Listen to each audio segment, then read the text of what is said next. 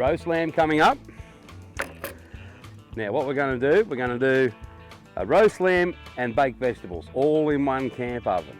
Now I know how you guys do it, and I used to do the same way. I used to put my roast in there, cook it for an hour and a half or so, and then put all my vegetables around it and finish it off. But I'll tell you what, it's not too bad a way of doing it. It's sort of camp oven 101. It ends up a bit mishy, mashy, mushy, and a bit crispy in places, and it's all pretty nice to eat. But as a caterer with camp ovens, the people that pay me don't want to see that sort of stuff. They want a perfect potato, they want a perfect piece of pumpkin, and I can't do it by mixing it all up together. So I'll show you my techniques, and this is a better way of doing it anyway because the meat will be unbelievable. Okay, so the meat's got to go in first. I'm just going to check my temperature. Yeah, it looks pretty warm. I'll sit this over here. A splash of rice bran oil there, just a little tiny bit. Yep, no, that's not too bad. Now I've got my meat here ready to go. Now some of you might want to put the some slips in there and put some garlic in there. I'm not really going to worry about that too much. I'm just going to plonk that in there. Now I don't know if you can hear that, but that's camp oven music right there. That is absolutely beautiful. Just a nice slow steady simmer. That's all I want to hear. So I've got a tiny little bit of coals under there. Really, really small amount, because we're baking here, we're not frying. We don't need much heat underneath this camp oven at all, okay? Now, when I first did my very first lamb roast, the old cocky that taught me how to do it, he said, Ronnie, put your lamb in, get a teacup of water and throw it in. And that was very nice too, I'll tell you what, I still remember that feed. These days I don't use water, I use a bit of stock.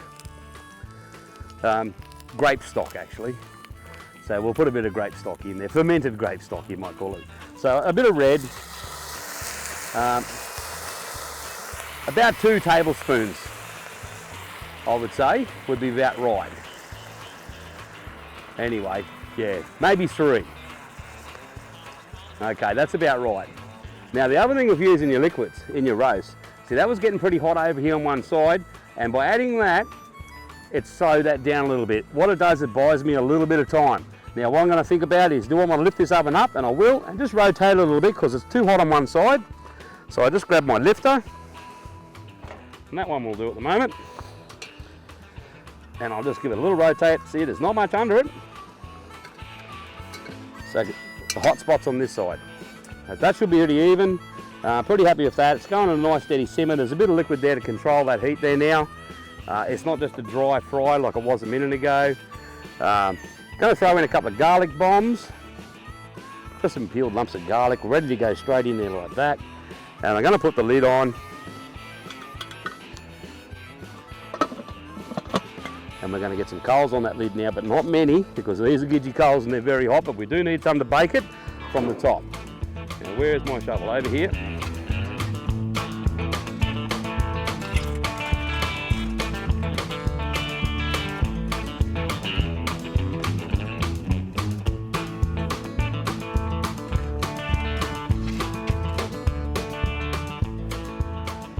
Okay, now I know that's not many coals, but these aren't ordinary coals. This is Gidgee timber and this stuff is burning hot. In fact, my leg is burning from that heat that's there.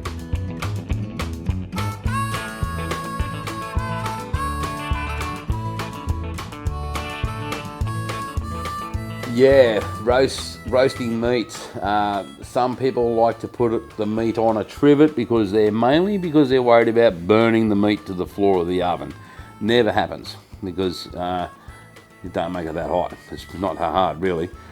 Yeah, make sure you get your oven simmering away at a nice even little, you'll hear it. I always say to people, cook with your ear, listen to your camp oven, you'll hear it simmering. If it's going too hard, get it off the heat. If you want to slow it down a bit real quick because it's getting a bit out of control, add a little bit of liquid and that'll just pull it down a little bit and give you some time. But it's not that hard really. It takes hardly anything to learn. You don't need to have your meat sitting on a trivet.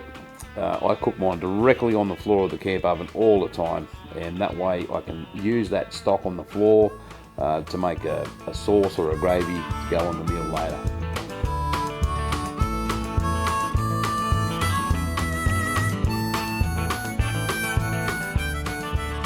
Okay, It's been a couple of hours and we've had the lamb in here cooking away nicely. I can hear it simmering away there beautifully. I reckon it's got to be done by now. The sun's gone down.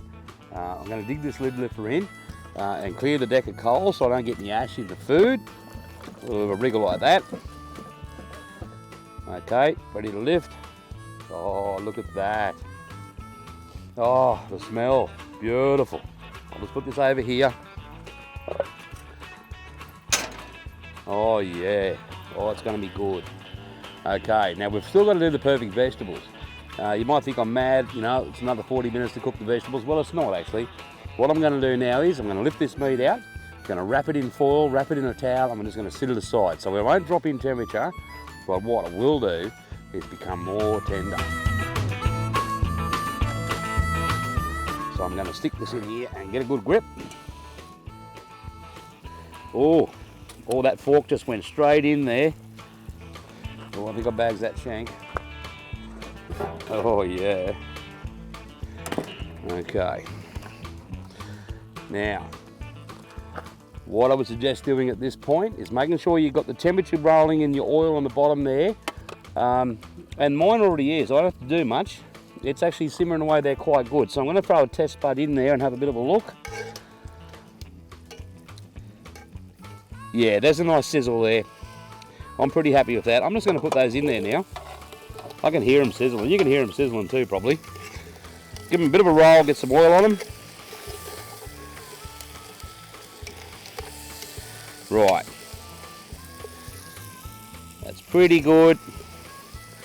I've only just got enough to fit there. It pretty much fills the pot. What we need to do is maybe a few more coals on that side. It's going pretty good over on this side. And we're going to just leave it sit there for a minute and brown up one side. And then we're going to roll them over and we're going to brown up another side. And we're going to keep doing that till we've got all the colour we want. And then we've got our colour. What we need to do then is finish cooking them off. And the best way to do that is just put the lid back on.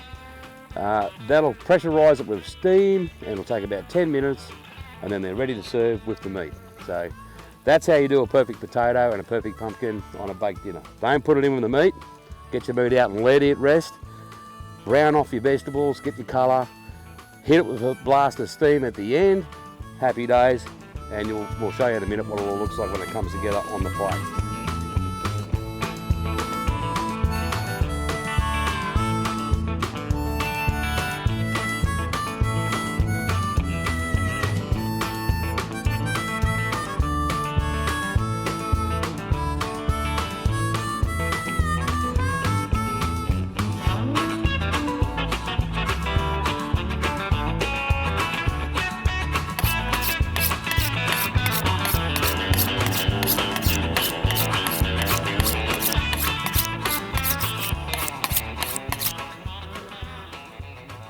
Oh, looks pretty good to me.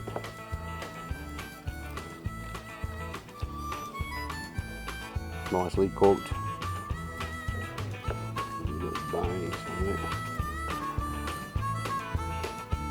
Look at that. That's from resting. Look how tender that is. And I'm not joking. Look at that.